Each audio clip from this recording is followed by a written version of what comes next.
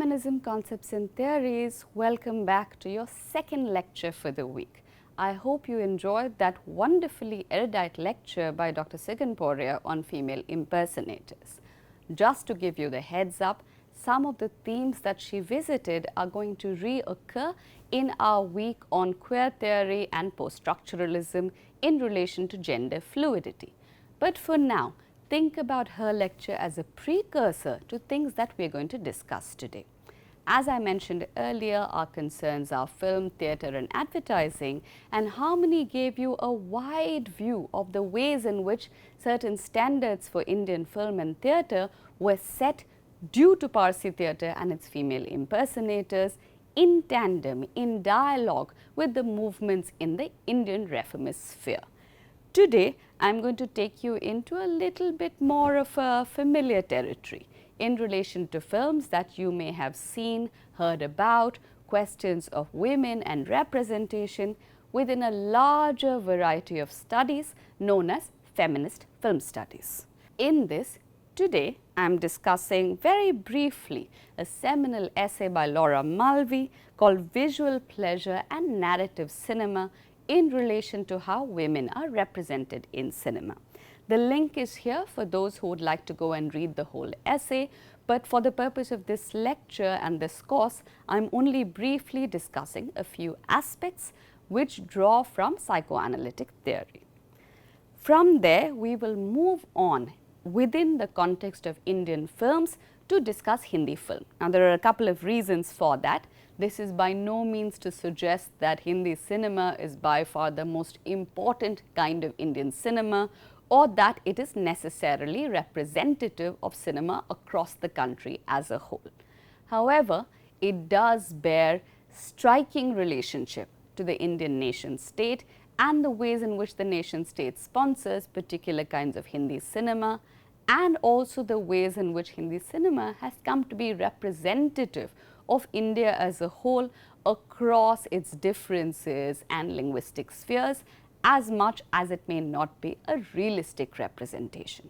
So, consider the set of examples that I am taking as representations, as exemplars for how you should analyze all kinds of cinema in relation to the depiction of women, and not necessarily as one encompassing all possible representations of women. To a large extent, today I am only interested in a mode of analysis, a feminist mode of analysis if you will, that looks at how to gender the study of cinema. Therefore, Hindi cinema is something that I am familiar with, so I am restricted by that, and it is not necessarily an example for you to follow. You can apply the same methods to your own interests in cinema of a wide variety. So, without further ado, let me start with Visual Pleasure and Narrative Cinema. That was one of the most seminal works in trying to understand what are the ways in which women are seen in cinema, not in terms of characters necessarily or in writing or the point of view of the creator, but just in terms of visually how are they represented and how does it matter to narrative cinema. This essay came out in 1973, and since then Mulvey has revisited it multiple times in relation to the ways in which cinema itself has moved across the world. But her context was primarily Hollywood. Let's take a quick look at some of the main points that she discusses, which have now become almost standard practice for anybody interested in feminist film studies. She introduces us to the goals of this essay thus. This paper intends to use psychoanalysis to discover where and how the fascination of film is reinforced by pre-existing patterns of fascination already at work within the individual subject and the social formations that have molded him. Note here the use of him.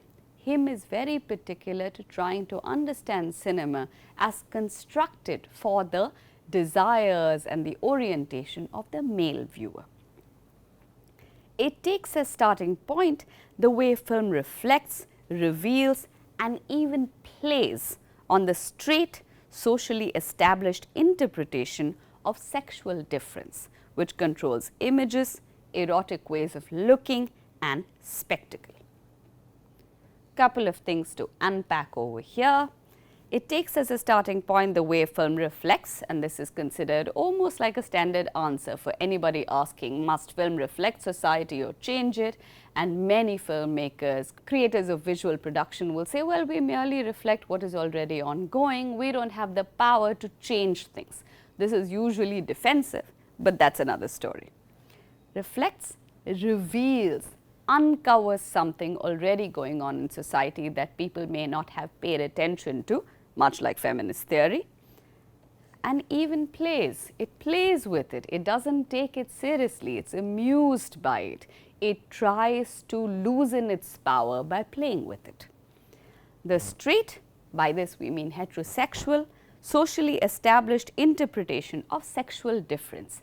How is it that sexual difference already existing in life plays itself out on the screen? How is it reinforced? How is it disturbed? How is it played with? How is it poked at?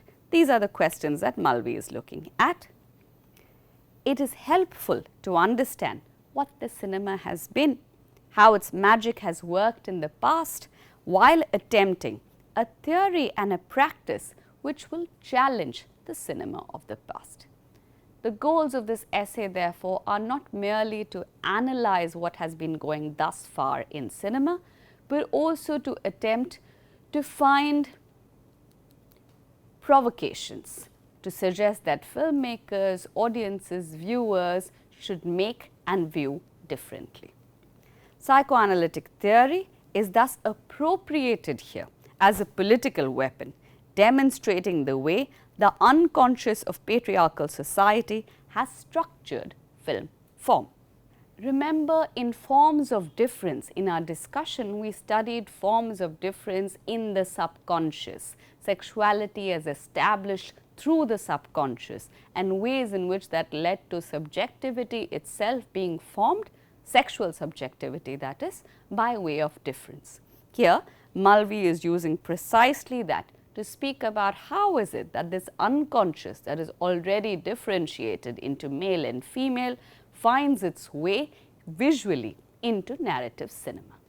She calls this a political weapon with very good reason, because there is a politics to changing the ways in which public culture, popular culture reproduces itself. And politically, it means that to change something on cinema, one would hope, is to also change something in society. Broadly, Mulvey's essay is concerned, therefore, with the politics of representation. Representation is not an innocent, naive practice. It has the capacity to bring about real change in society. It has the capacity to be propagandist. It has the possibility to subtly indicate the kinds of rewards that people will accrue if they stick to the status quo. So, in many ways, the politics of representation is a very well established arena, and Mulvey was writing in the context of the 1970s. Look back over the series of lectures we have covered so far and think about what's happening in the 1970s, where there was a broadening of the context from the women's movement to feminist issues. We are talking end of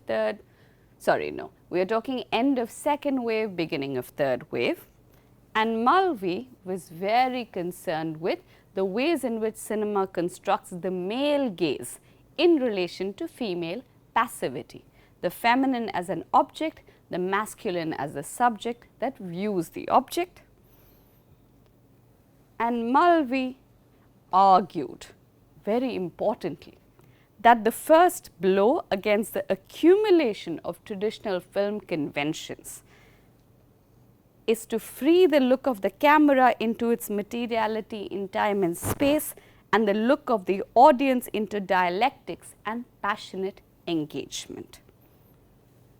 Think about conventions. Cinema, much like any other art form, has its conventions, its conventional practices established over time that, unless questioned, will solidify into habit. And Malvi is trying to dehabituate, is trying to free that kind of conventional cinema from its deeply rooted assumptions that come in her argument from a patriarchal subconscious. Free the look of the camera into its materiality in time and space, to be present in the current moment as opposed to in some kind of phantasmic moment, and the look of the audience into dialectics, passionate engagement, not merely as passive consumers of whatever is going on the screen, but as passionate onlookers that are also capable of engaging with the terms that cinema is presenting to them. In other ways, Malvi is pushing viewers into the space of critique, into the space of trying to understand the classic social science question, what is going on? These are some of the arguments that Malvi makes and some of the terms that she introduces into our vocabulary. Partly, it begins with the assumption that the unconscious structures, ways of seeing and pleasure in looking, there are ways in which the unconscious is coded through patriarchy, and therefore, we already know what is it that we want to seek pleasure from. Men are supposed to gain pleasure from looking, women are supposed to gain pleasure from being looked at. We are already always coded into positions of subject and object. Malvi argues that mainstream cinema coded the erotic into the language of the dominant patriarchal order. To repeat myself, just so that you have this point clear. What does this mean? Mainstream cinema has coded the erotic. Why must the erotic be coded? Do we not have natural capacity for erotica? Malvi, many social scientists, cultural critics will argue that this is not the case. Desire, much like anything else, has to be learned. Heterosexual desire must be learned. It is through discourse, and cinema is very much part of this discourse, that we understand how to be desiring subjects and objects.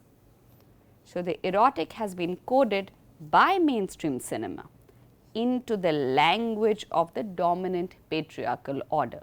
The subconscious is already coded within patriarchy, our daily lives are coded into patriarchy.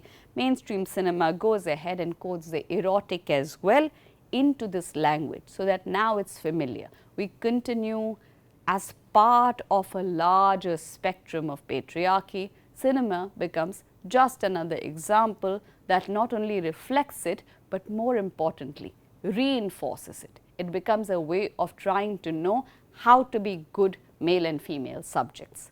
And here you might be able to draw upon some insights from Harmony's lecture on female impersonators on the ways in which the actors were not allowed to function in certain ways in public, lest they break that understanding of erotica or that coding of erotica. In this, Malvi's essay is concerned with the central place of the image of the woman. What does the image of the woman do? What functions does it perform within a film? Why are there conventional practices for locating, seeing, constructing this image of the woman in relation to the position of the male, both within erotic conventions in cinema and within the larger patriarchal social order? She's also given us, or rather placed more emphasis on the term scopophilia, the kinds of fetishization accompanying the seeing of the woman that are then coded into cinema. The ways that women appear, the ways that they enter the scene, the kinds of clothing that they wear, where the camera focuses in relation to their body parts, the kind of deification of certain figures, the hypersexualization of certain figures. All of these form part of the complex called scopophilia, and in all these, woman is the image, man is the bearer of the look, and the woman is more often than not displayed as a sexual object. Now, the terms of such sexuality are complex, as we will go on to discover in our examples, but it's an important sort of paradigm to keep in mind as we evaluate cinema and the location of femininity, the female figure and female characters. And this is what Mulvey has to say in relation to the central role played by the image of the woman. What counts is what the heroine provokes, or rather what she represents, never a figure in herself. She is the one, or rather the love or fear she inspires in the hero, or else the concern he feels for her, who makes him act the way he does. In herself, the woman has not the slightest importance. And this might be difficult to apprehend, because surely everybody represents something in the cinema. But why is it that in many ways most films that we know are hero-centric, with the woman always playing somebody that is a catalyst in his narrative arc, in the way that he develops? Most cinema has made an entire industry out of this, and therefore pay attention to the two kinds of affects that Mulvey details: love or fear. There are ways in which the hero is willing to change himself, change the world, burn the world, interfere in the world, attend to provocation in relation to the love that he feels for the heroine or the fear that she inspires in him. So it runs across a swath of figures. Could be the woman in relation to whatever kind of kinship specificity. Could be love in terms of heterosexual romance, could be family, could be forms of affection, could be forms of concern, and the female could be a concrete, material or abstract figure, as we will go on to discuss. And this makes him act the way he does. There is something about the force that this female figure exerts that makes him act the way he does. Now, if you remember, this used to be a pretty standard narrative in films across the 80s and 90s. This question of the hero that is so madly in love with the heroine that he pursues her in spite of being asked to stay away again and again and again. And the excuse always was love made him act that way. And instead of being called stalking, which is far more common in terms of our vocabulary today, we used to call it love. The idea of persistence was so important, and the persistence came from something that was outside of the hero. The woman was the catalyst that gave rise to these feelings of love in him, which makes us question the very idea of love itself, but that's another story, maybe another course called Love in Indian Cinema. Very importantly, in herself, the woman has no importance. She is only important for what she can do for the hero, one way or the other. Now, keep this framework in mind as we take it to a much more specific context in relation to Indian cinema, and the field is wide. There are multiple ways in which to look at Indian cinema. So, I already gave you one caveat that I am going to look at the development of Hindi film cinema rather than the entire gamut.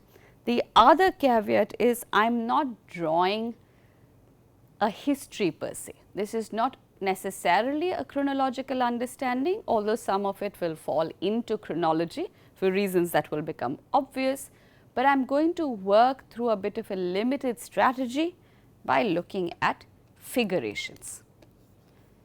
And I am interested in figurations because the meanings behind these figurations also change over time, but they share certain characteristics that allow us to see what becomes a film when we apply a feminist lens.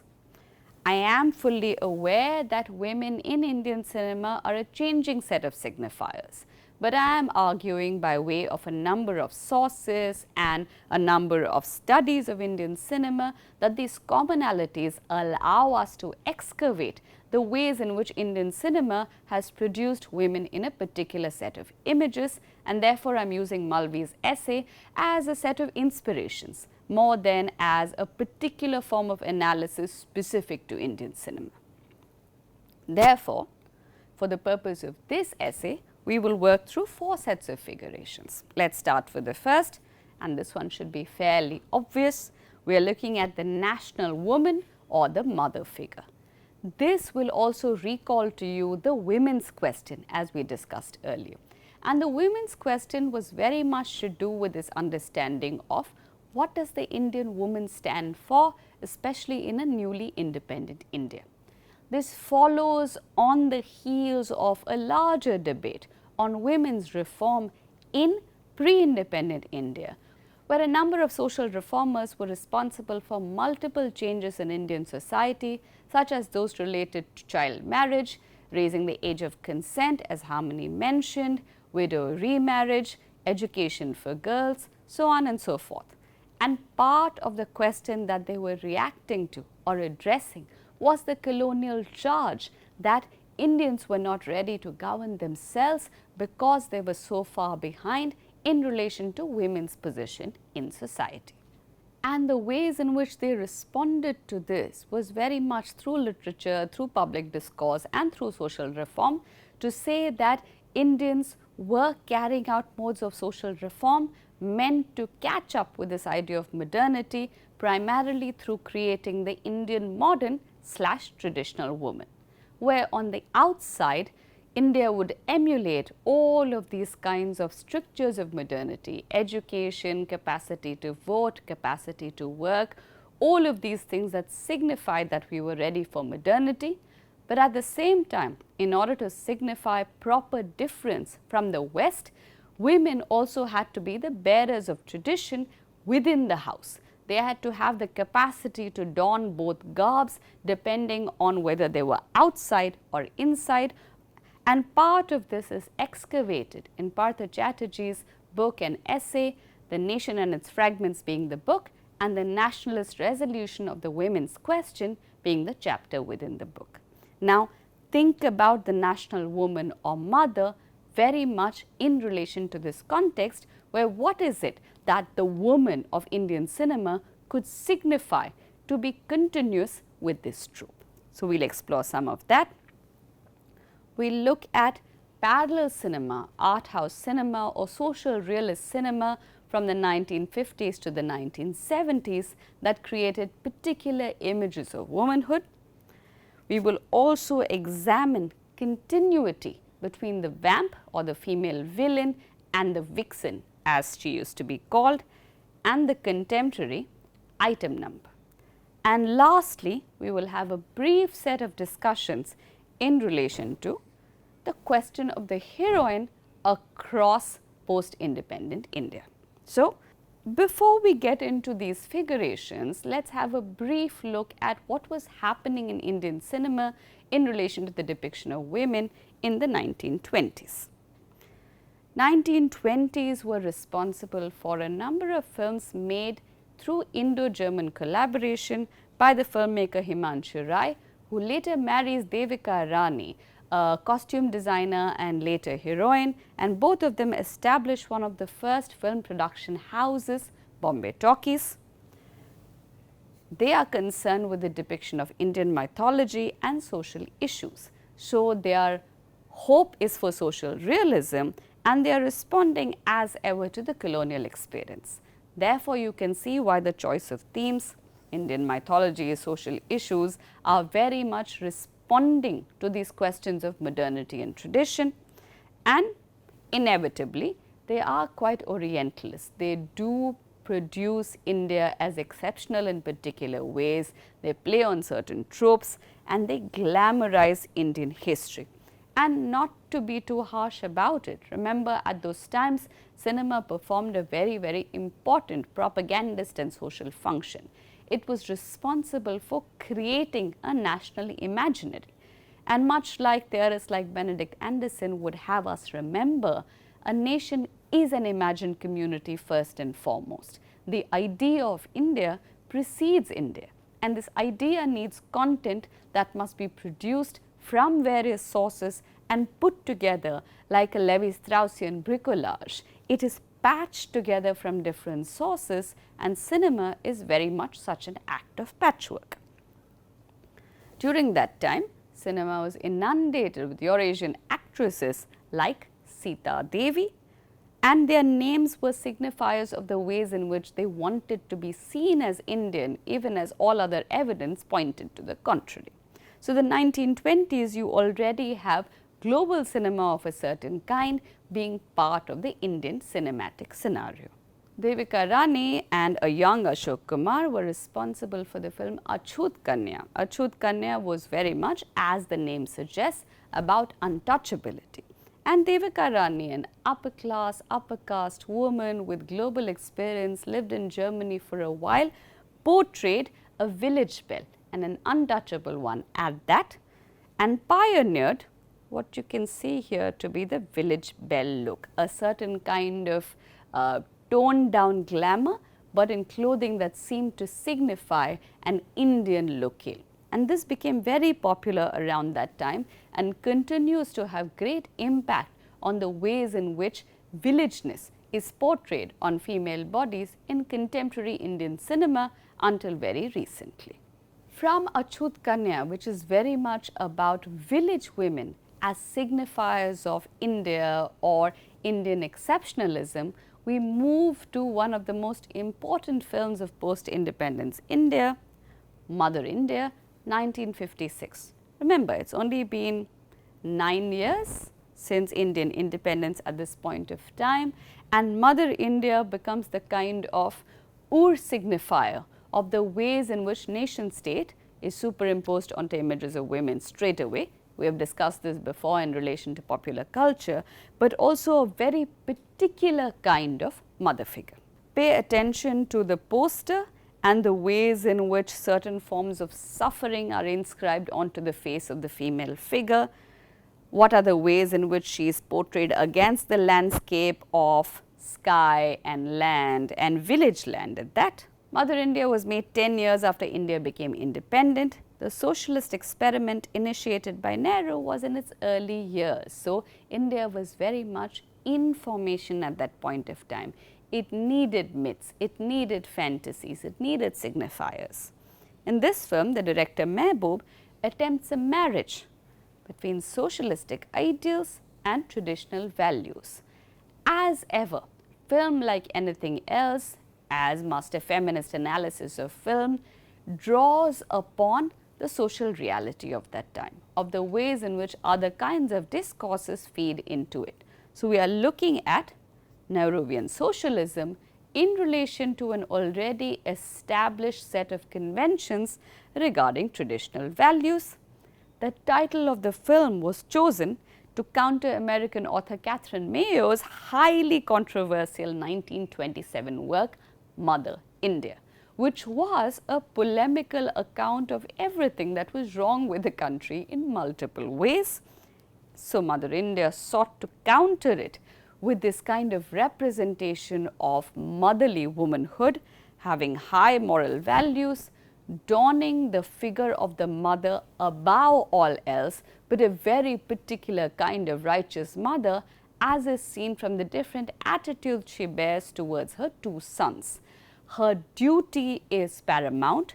The ways in which she produces national values at the same time as motherly values are presented as almost a bit of a conflict and a contestation, which she ultimately wins, and you will see this is through the paradigm of self-sacrifice.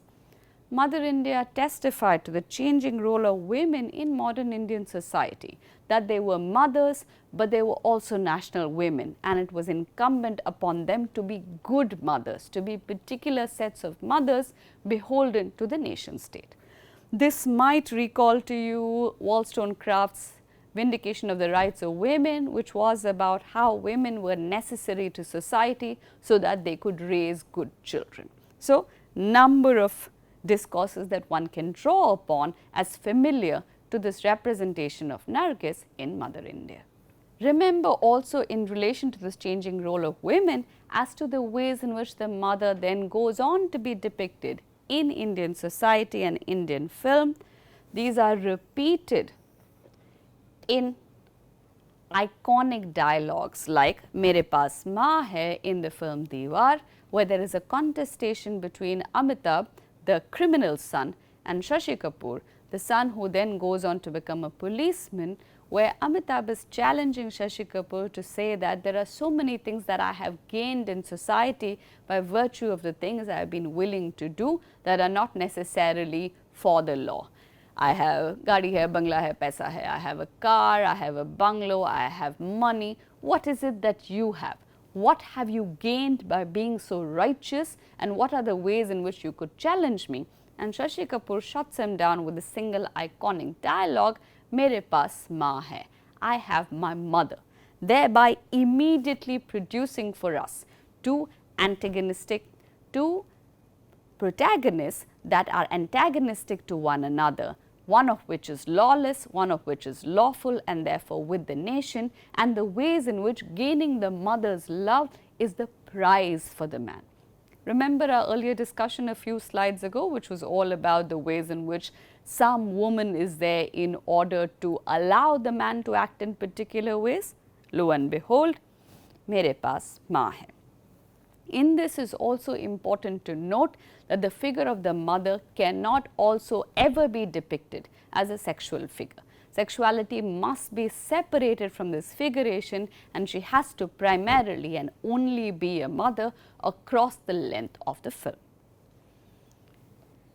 Salman Rushdie's analysis in The Moor's Last Sigh is particularly interesting for our discussion, and he says, in Mother India, a piece of Hindu myth-making directed by a Muslim socialist Mehboob Khan, the Indian peasant woman is idealized as bride, mother and producers of sons, as long-suffering, stoical, loving, redemptive and conservatively wedded to the maintenance of the social status quo.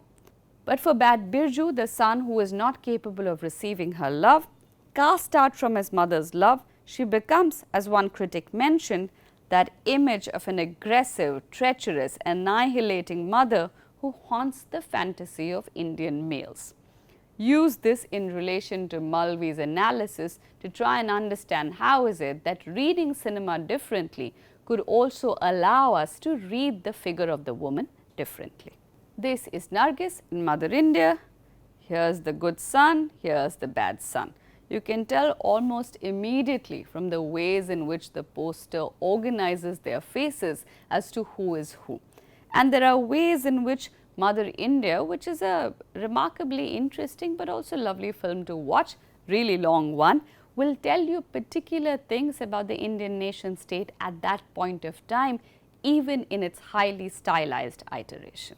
Here for you on the screen are some images of mothers across time in Indian cinema. See if you're able to see anything familiar to them, be it in these markers like bindis or lack thereof, the parting of the hair in the middle, the crying, the slight consternation, the ways in which they're always old.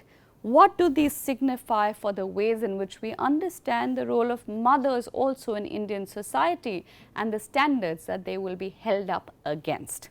Also remember that the actresses who played these mothers then went on to become typecast only in mothers' roles. So Nirupa Roy, see here, is pretty much a meme.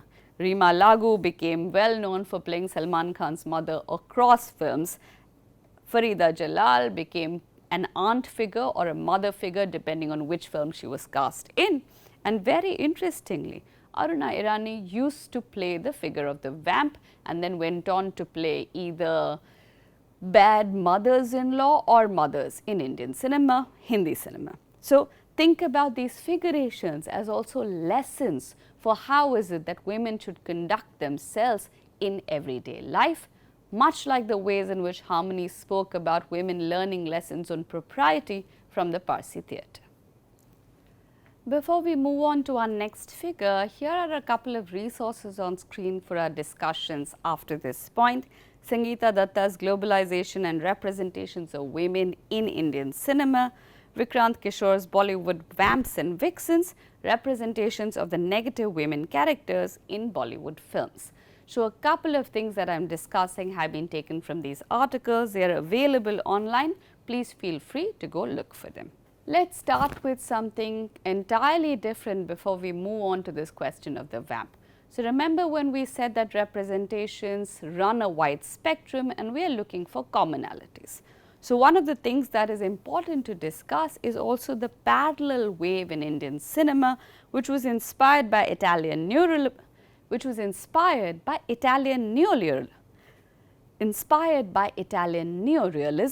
and led to the Indian new wave of the 1960s. And this form of cinema was very interested in studying contemporary Indian society, rejected song and dance routine wholesale, did not want to produce fantasy, wanted a clear engagement with what was understood as serious issues on the ground, with the real material of everyday life among a wide variety of populations. And women became part of this analysis of the developments as also disappointments of independent India, of the ways in which the nation state was not living up to its promise and the ways in which it was producing disempowerment and marginalization.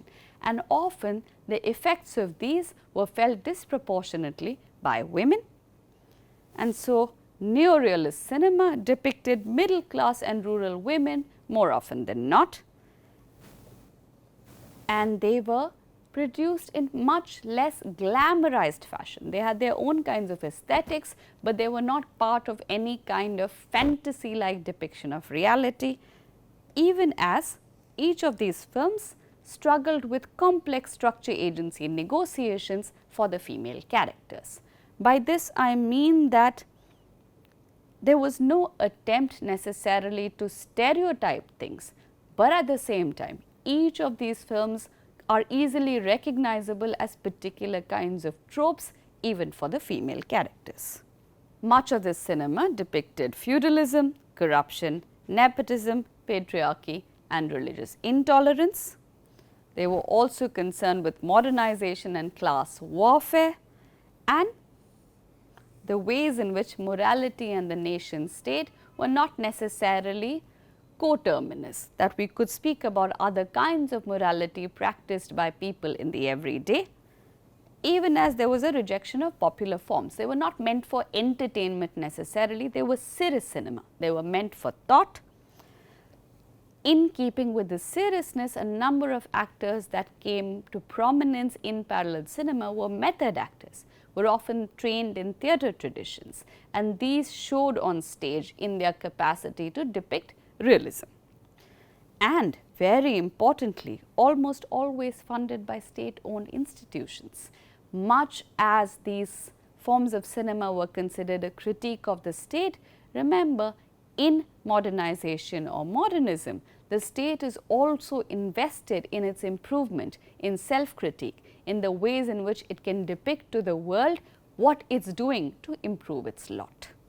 Couple of familiar figures across realist cinema: Smita Patil, Shabana Azmi, the late Girish Karnad, the late Smita Patil also. And these figures began to show up again and again in parallel cinema. This is Mirch Masala, this is Swami, both of which depicted in Swami perhaps a Mufassal / rural woman, in Mirch Masala very much a rural woman.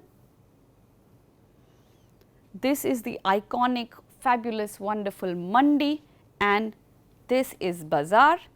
Both of these were depictions of prostitutes, courtesans, brothels, ways in which women at the margins of society were considered to be corrupt, but both sought to show the ways in which such forms of corruption were very much enmeshed within patriarchy, within middle class double standards, within hypocrisy in Indian respectable society. And in both cases, you see precisely these kinds of complex structure agency negotiations that we are talking about, where women are not passive recipients of fate, but are active agents in trying to figure out what they can do within the circumstances that have been handed out to them. And here you see Rajnigandha, which is very much about the travails of the middle class. And the middle class that parallel cinema is talking about is very unlike the middle classes as we know today.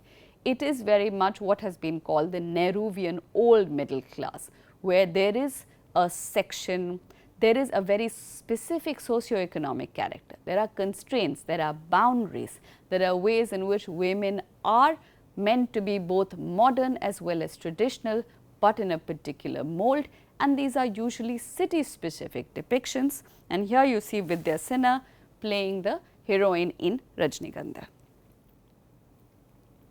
Also remember that there were very particular aesthetics to such middle classness in parallel cinema.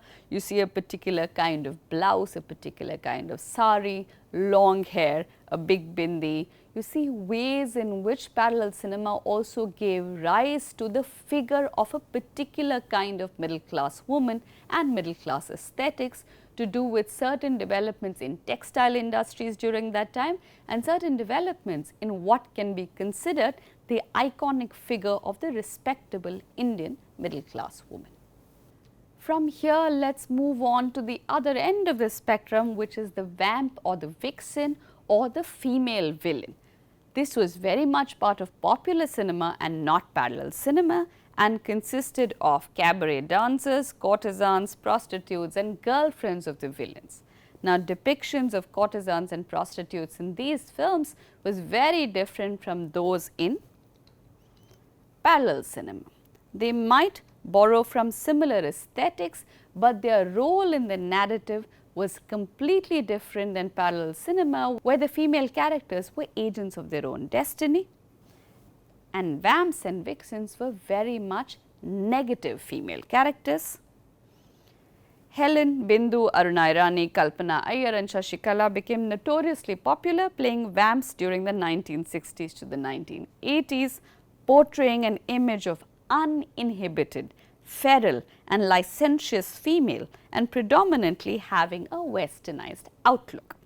Let us underline a few important things here.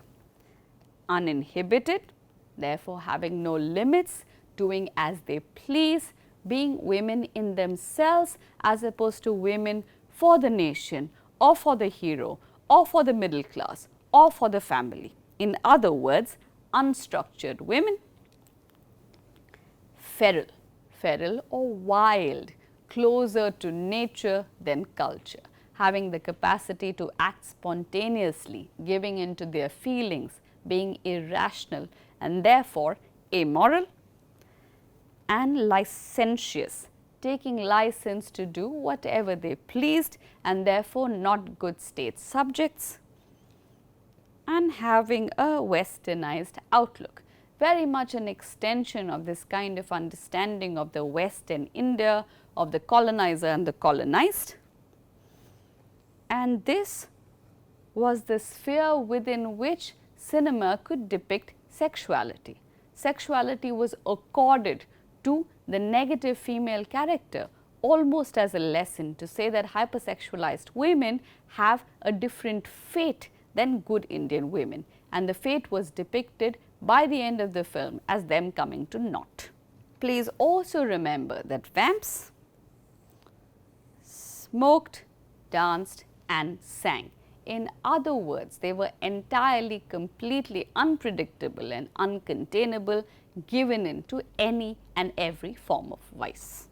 Heroines were Indian, mostly upper class Hindus and Muslims, but vamps were of mixed heritage. This is important to remember, the continuity between everyday life or the real lives of the characters and their lives on screen.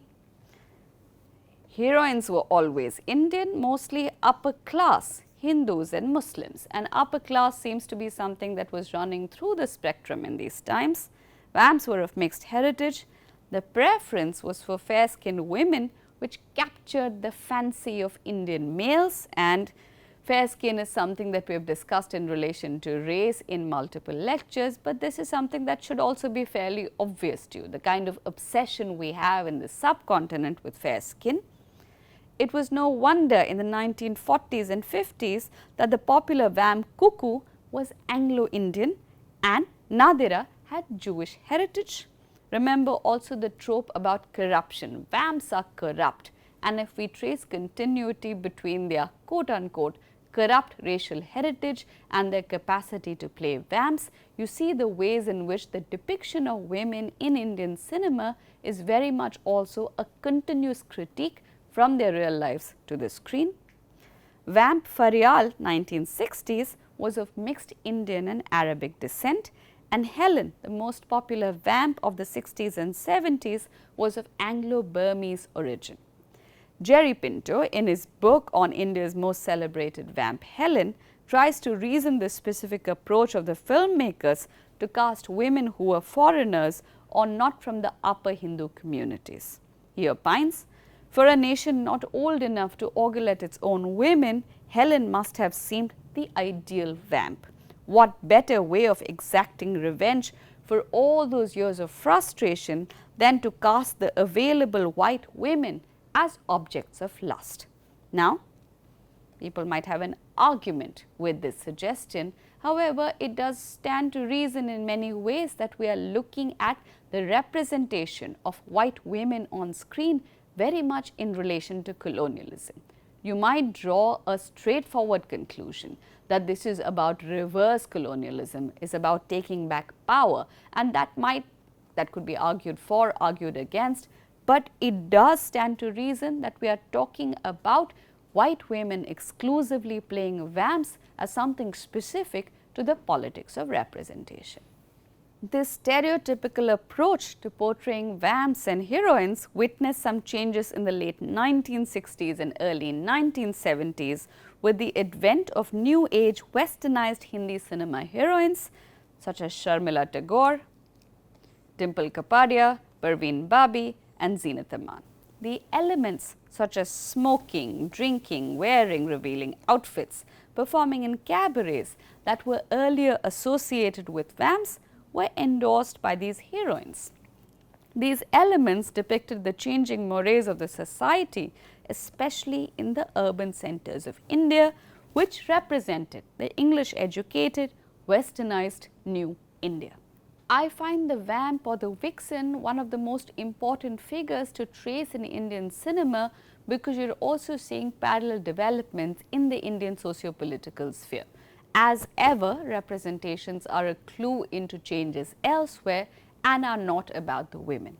So, when you see the kind of sidelining of the vamp in relation to the advent of heroines such as Sharmila Tagore, who famously wears a bikini in a film with Shami Kapoor, Dimple Kapadia, who plays Bobby, Parveen Babi and Zeenat Aman, who are all of these kinds of really glamorous Western clothing wearing, smoking, drinking women, you are also able to imagine the parallel changes in India with increasing westernization, Western education and the focus on urbanity over rurality during this time. Lead actresses such as Sharmila Tagore, Zeenat Aman and Parveen Babi easily moved back and forth between the role of a heroine and a vamp with elan and were readily accepted by the audience. However, this should be remembered that often the narrative arc of such a heroine was very much a Shakespearean taming of the shrew, that by the end of the film you have agreed to become part of the structure of marriage, family, containment and Indianness, and all of these are merely sort of little bit of riffs against the standard figure of the heroine. This was also an era when the elements that separated the heroines from the vamps were blurring.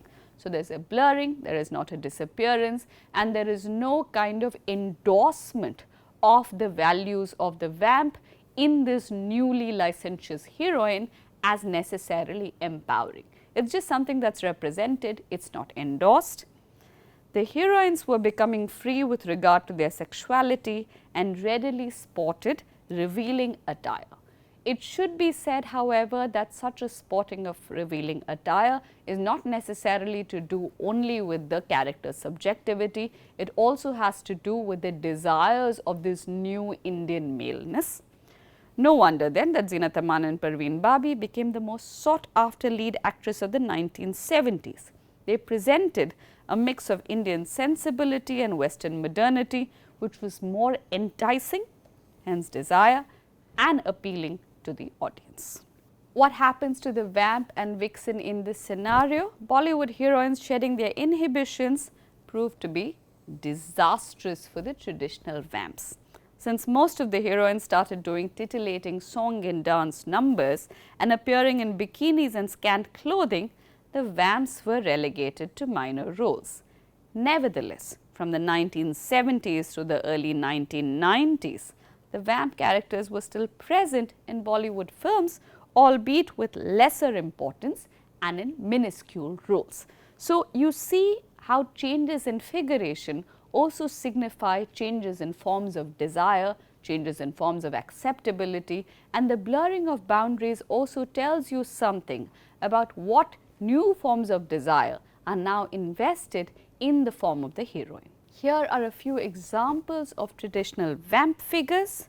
Look at the clothing, look at their comportment, look at how they gaze at the camera, look at how direct they are, and look at the forms of pleasure that they embody in their practices, in their clothing, in their smoking. Look at that wonderful cigarette holder over here. They are stylish women. They are clearly in keeping with the latest trends, but they are not respectable women. They don't get family, marriage, children, subjectivity, statehood by the end of the film. The 1990s sounded the death knell of the vamp's exclusive hypersexualized song and dance domain as the heroines ventured to claim that territory also as their own. Cultural Studies academic Purna Chaudhary states, the 90s inaugurates the new women who in these new films, the 90s inaugurates the new woman who in these new films is not only seen in Western outfits formerly reserved for vamps, but who also throws herself at the scopophilic gaze even as she openly celebrates her own body with jouissance without surrendering her claim to the special status as the heroine. So, the new heroine, the new woman transcends the vamp's status as deserving of the scopophilic gaze, who looks back at such a scopophilic gaze, who confronts it with her own gaze, while not surrendering her claim to the special status as heroine. She is able to inhabit both as she transcends her own narrative arc within cinema, and this is where we locate the heroine of contemporary Indian cinema, who in many ways occupies a number of these figurations in one specific form of representation. It is at this juncture that item numbers were introduced in Bollywood films.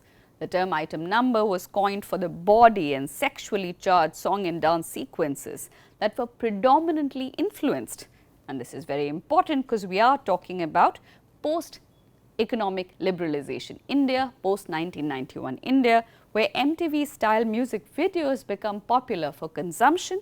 So, the item numbers are produced very much in that kind of production aesthetic. Professor Anjali Gera Roy states, an item number is a dance sequence of raunchy movements and risque lyrics with little relation to the plot line, which aspiring starlets use to debut in Bollywood. These item numbers have nothing to do with the storyline. This paragraph is so interesting because now you are delinking the sexuality of the vamp from the narrative arc. There is nobody that performs a sexy and raunchy number that gets punished or that dies or that doesn't get to be part of a family. This has nothing to do with the storyline of the film. On the contrary, it is seen as something that aspiring starlets do in order to gain visibility. So, they give in to the kind of scopophilia to be able to establish themselves as worthy of consumption by mainstream cinema before they actually get taken seriously and given the roles reserved for other actresses. So, in many ways, the risque lyrics with little relation to the plot line is very much part of what we might consider a postmodern reading of gender in mainstream Hindi cinema, where sex comes every now and then to be consumed as itself, not as something related to the plot line, not in relation to morality, no relation to anything but itself and the consumer, the male consumer's gaze. Therefore, where is it that we land in relation to how we understand heroines in contemporary Hindi cinema? All over the place.